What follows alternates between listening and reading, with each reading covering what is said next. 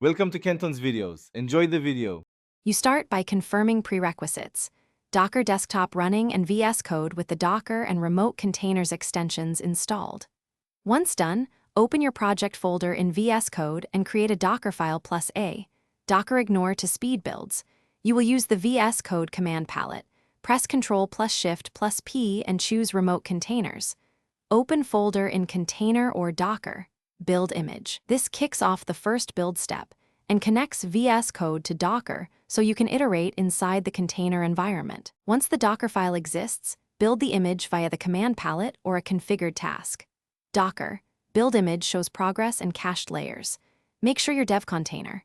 JSON or Docker compose file defines forwarded ports and volumes so you can edit live. This is why you mount source code versus copying it for fast feedback. Then attach the Vscode debugger to the running container or use remote containers. Reopen in container to develop inside. If a build fails, read the layer logs and adjust package installs or paths. To finish, run the container using Docker, run or Docker compose upd, then confirm the app responds on the forwarded port.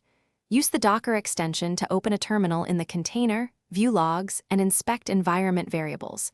This explains why something may fail. Make sure to rebuild after changing the Docker file. Use the rebuild command. If things go wrong, a common troubleshooting step is to verify volume mounts and path differences between host and container. Mismatched mounts cause stale files or missing executables.